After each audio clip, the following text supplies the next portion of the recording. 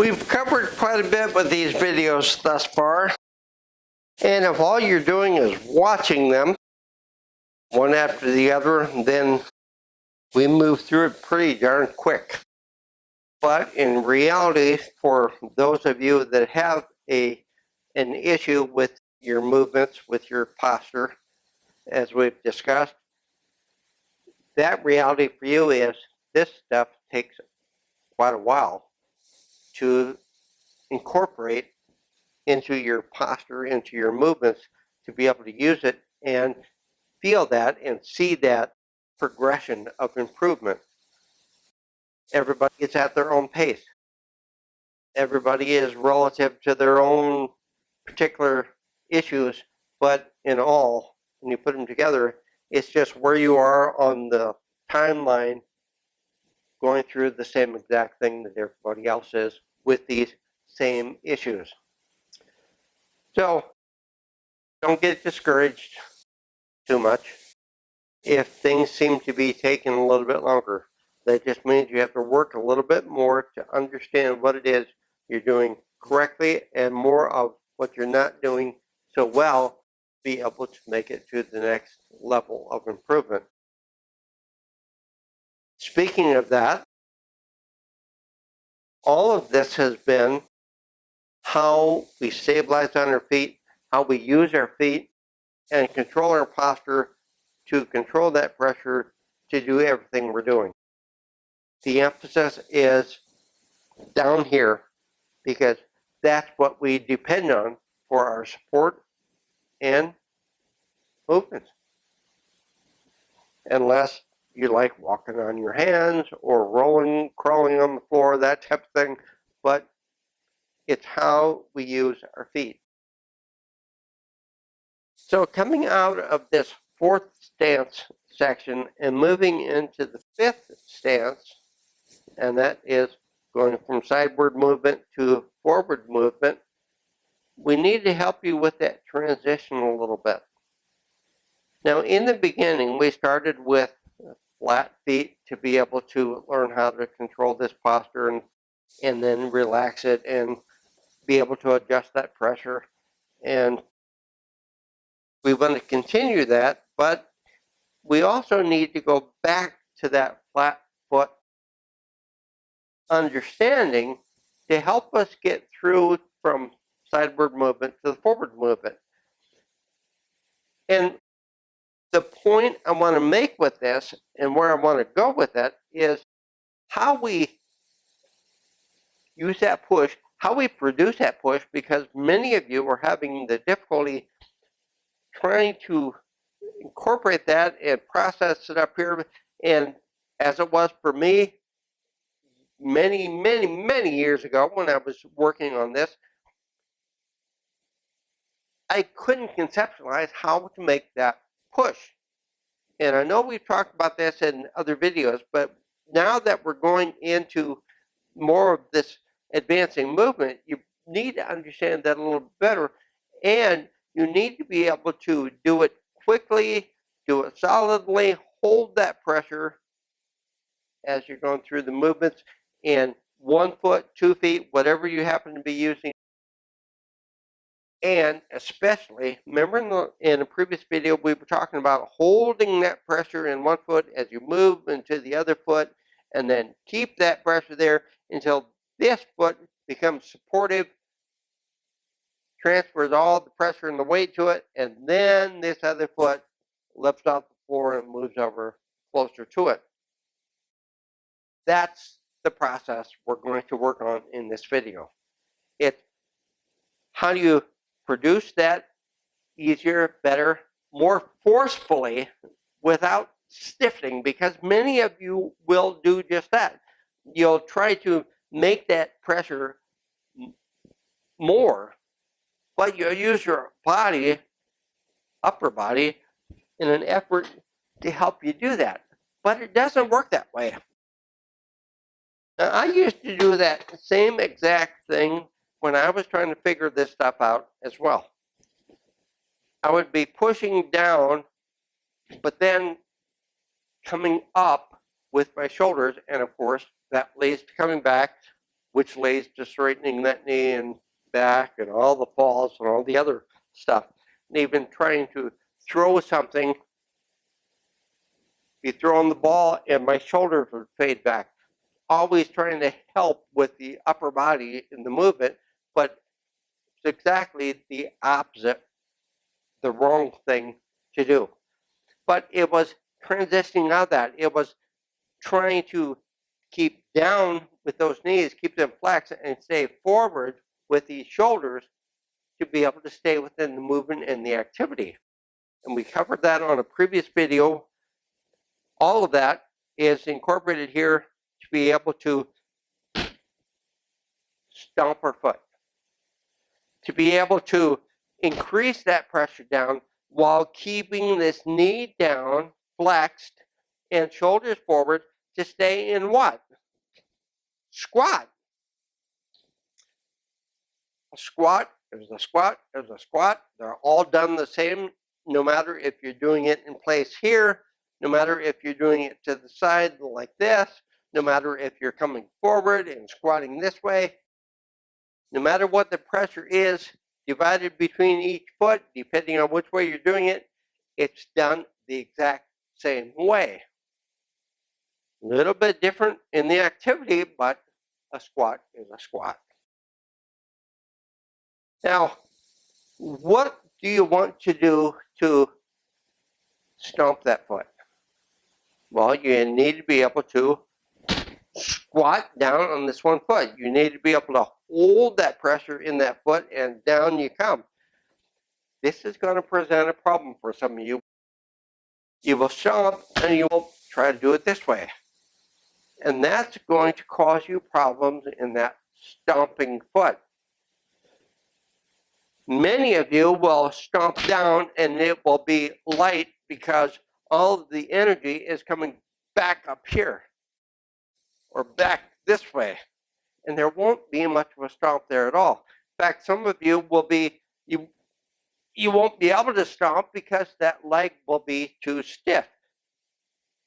And this one, the knee will stay up and you won't be able to get this foot down except for maybe the ball of your foot when your foot is a little more flexing. And all of those things are going to cause you a problem. You stomp in here on the ball and that will help push you back even further. Some of you will be here on your heels and you'll be stomping down and you'll stomp on your heel and back you'll go. Many times you'll stomp and this foot, because you're not continuing to hold that pressure down, it'll bounce back up. Believe me, it will bounce back up. Sometimes only just a little bit, but I've seen people do this when I'm working with them, and their foot will bounce up about a foot off the floor. It's holding that pressure down. When you move onto a foot, you have to hold that pressure down, and you're increasing that pressure to be able to transfer the body and all that pressure onto this foot to get this foot to lift and move over here. If you don't, you're going to be stuck here. There's no transfer. You'll stay here, and this is what promotes the early involvement of you're moving to the side, but you are trying to do it coming onto one foot, and this foot is coming off the floor. And this is what I was talking about before of trying to do these movements with one foot instead of two, instead of having that control. Here, you don't know how to hold that push down here, and you don't know how to hold it there because you're so out of control. You're so off balance that when you do try to hold it, you're just pushing yourself in some awkward, falling, stumbling, tipping movement. So it's how do we get away from trying to do this one foot? That's going back to what we worked on of pushing that pressure in that one foot, transferring weight, everything we worked on in that previous video. But now We're going to do it more forcefully. That's the bottom line. How do we control that more forcefully? Well, for one, you're going to have to start with a little more conviction of staying down, because many of you, as I said, are going to come up. When you stomp that foot, you're going to use upper body to try to help you down. Everything is down, incorporating all the skills that you've been developing. Down. So this is a squat, and when you stomp that foot, you're squatting down more on purpose. Now, some of you will feel like you're squatting way down here, when in fact, you're up here. But here is much better than here. So I want you to exaggerate it. Exaggerate it to feel more of the push and ground this foot and don't let it up. Use whatever you want to play to make this more of a game and less work. And the analogy that I use with many of the people I work with is a cockroach running across your floor, and there's nobody or nothing around to help you. You're there all by yourself. You don't have anything you can use. Here it comes. There it is. The only thing you can do is stomp on it.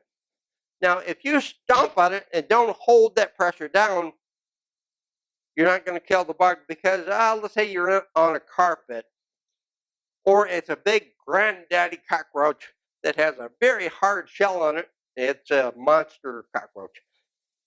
And just lightly stomping on it doesn't kill it. You have to grind it, push it through the floor into that carpet to squash it. That's what I want you to be doing here. This has to be forceful. This, first you're transferring weight to one foot, and then this stomping foot, to lift that, you have to be stable over here with increased pressure. Now, how high do you need to lift this knee to lift that foot? Not very. You don't need to bring it way up here. Just a little bit, that's all. But you need this foot doing that same thing, pushing and holding that pressure, so you can get this knee up to stomp that foot. Now, when you stomp that foot, that has to happen. You need to transfer that body weight onto it. And see here, the heel comes up. I'm pushing, I'm transferring that weight here, and it's flat. You want to make it flat, because that's when you'll be more stable in this. And you listen to the sounds you make, because you'll stomp and you'll come down on your heel. You'll come down in the front of your foot. You'll come down flat, and each one makes a little bit different sound. And feeling. Each one feels different. So you may need to hold on to something, and that's fine. Use something secure, just as we've done before. A chair, a steady, big, stable chair. Use the counter, hand on the wall, whatever you want, just to keep you stable so you can practice this. Coming down into that stomp. And notice when I start that stomp, I'm down and I come down even a little bit more. That's the exaggeration I want you to have. That's the exaggeration you need to feel, because you're stomping and not allowing any of that pressure to escape. How do you keep it there? Producing more of it, coming down with that flexing knee and hips to increase that pressure even more, to stabilize over that foot. And this is what I want you to incorporate also in your movement, with one big qualification. Create that pressure without the stomp. Create that sensation of push, push, hold, hold, push into both feet. creating that same amount of pressure without the stomp. That's what you're after. So when you're practicing your movement, push, push, push. When you're not practicing your movements, when you're just moving around the house outside or whatever, just feel heavy, heavy, heavy, heavy, which is the same thing as you're doing here. Push, push, push. Hold the pressure. Hold the pressure, because that's your stability. And as you start to do that, you're going to start using both feet more efficiently and holding the pressure and transferring this body weight between them in a more fluid fashion. And your movement's going to get better. Your walking is going to get better. Holding that pressure down, stomp, stomp, stomp, stomp. As I was stomping right there, where was the pressure on my feet? Go back and look at it again if you need to.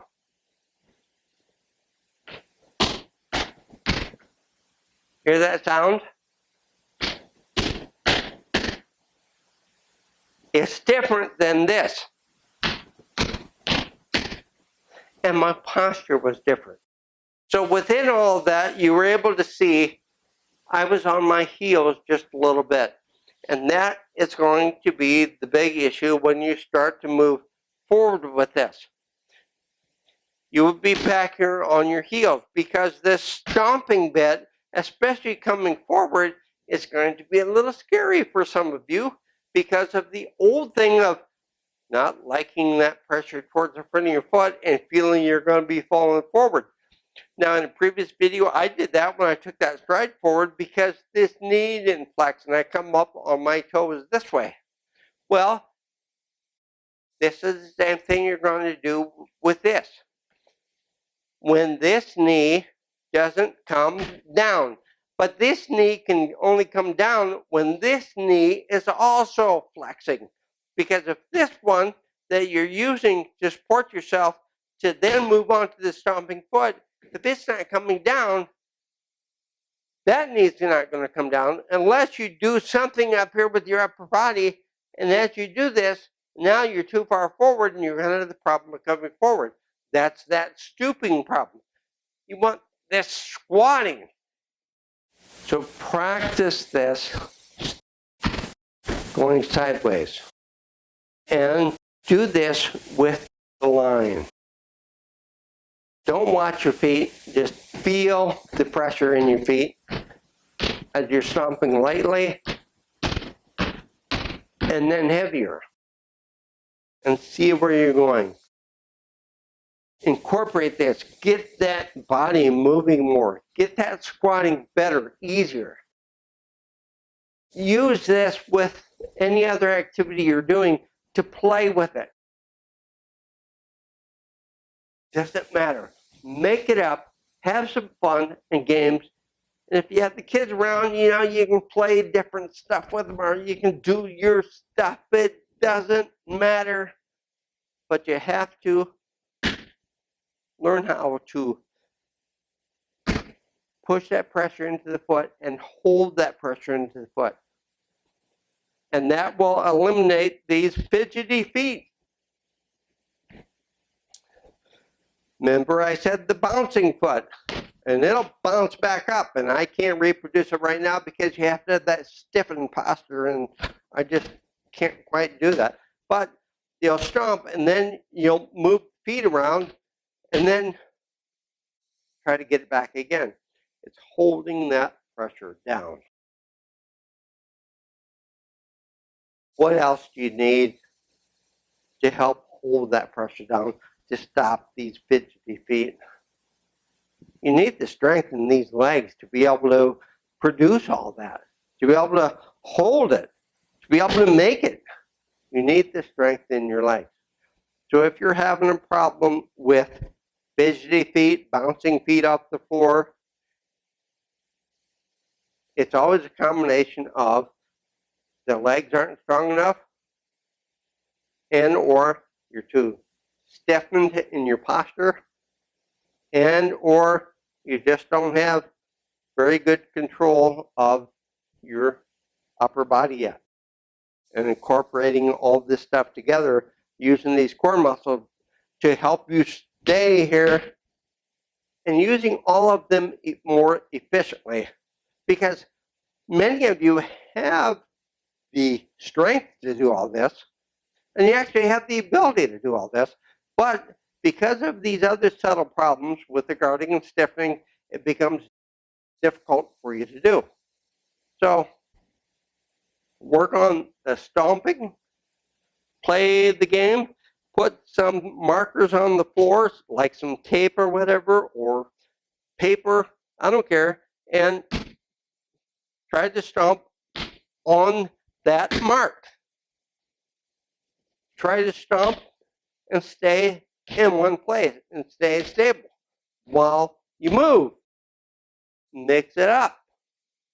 But you have to be able to produce that pressure, hold that pressure, and that transition between the 2 feet.